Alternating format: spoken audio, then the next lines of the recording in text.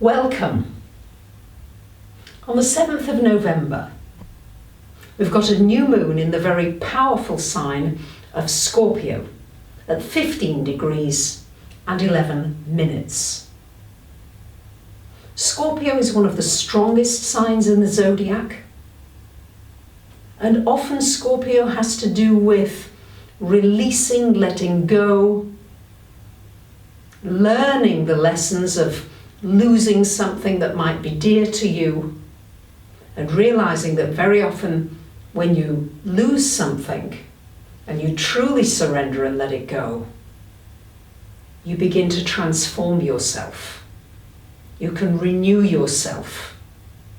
You can become completely different. And that's what I'm seeing at the time of this new moon, is an opportunity for you to experience or to begin a deep transformational process. So let's look at the aspects in a bit more detail. The most prominent aspect at the time of this new moon is that the sun and moon are trine to Neptune. This is a beautiful aspect. This is wonderful for creativity, music, dance, theatre, writing, design. It's wonderful for your spiritual path, tuning in, and mainly to learn to be compassionate to yourself, to be gentle with yourself. Sometimes I move my body in a jerky direction and then I hurt myself. And it's simply because I'm not being aware and I'm not being conscious.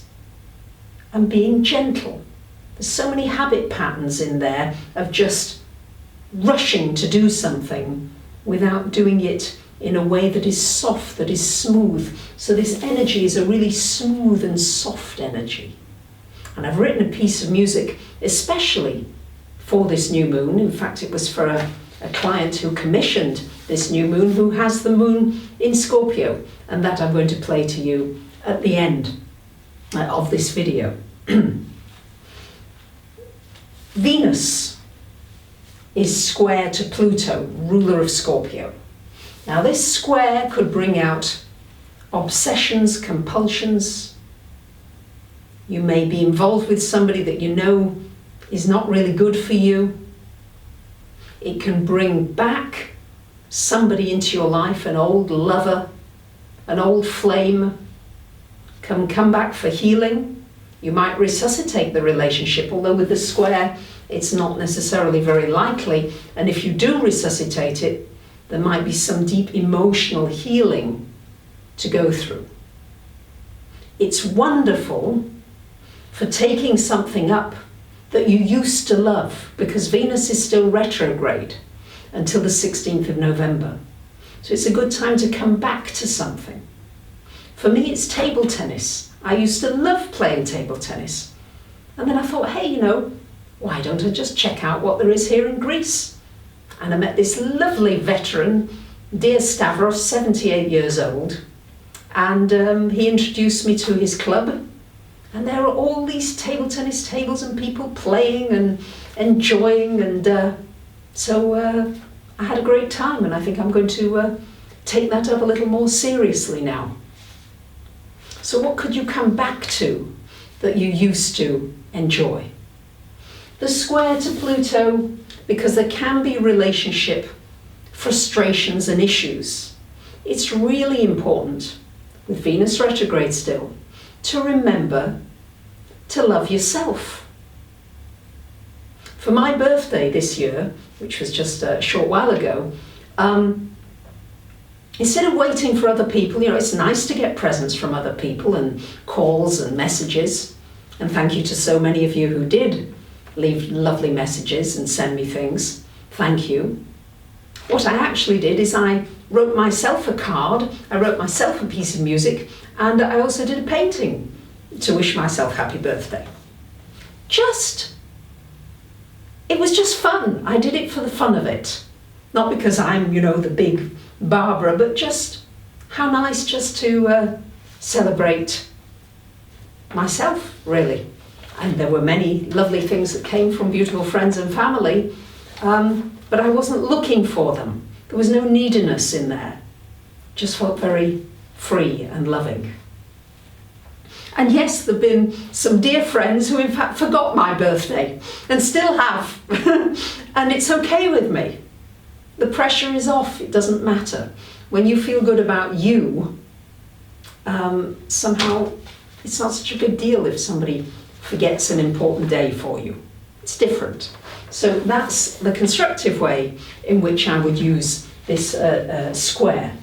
Money as well, there may be some issues around money. Venus does rule your finances, so it might be a time to revisit a difficult issue with money and to break through and break into some new ground for yourself. Jupiter's at the last degree of Scorpio, so with all this Scorpio energy, it's time to release, to let go of the old things, the old hurts, the old things. How important are they now, really, in your life? Is it really hurting you now? Or is it just the memory of it that brings up the pain time and again? So time just to let go, because Jupiter does move into Sagittarius very soon, and that's a time for new horizons, for traveling, new perspective on your life. Uranus going retrograde, just gone retrograde into Aries until March. So a wake-up call to really look at your past actions and then maybe decide to make some new decisions and to move forward differently in a new way. I think one of the main things about this new moon is not to be discouraged. I love these quotes. Don't be discouraged. It's often the last key in the bunch that opens the door. So it's the darkest night is before the dawn. And this other anonymous one, life is short, smile while you still have teeth. And I can certainly attest to that, having lost 3 teeth in the last short while. So I'm keeping smiling with you. Here is your painting for this new moon in Scorpio, with the intensity of it. So one thing's for sure, there'll be an intense energy at this time. So now I'm going to play the piano piece I've written for you, and I hope you enjoy it. Well, I wrote it, sorry, for my client, and she has given me permission to share it with you. Wishing you a wonderful new moon in Scorpio.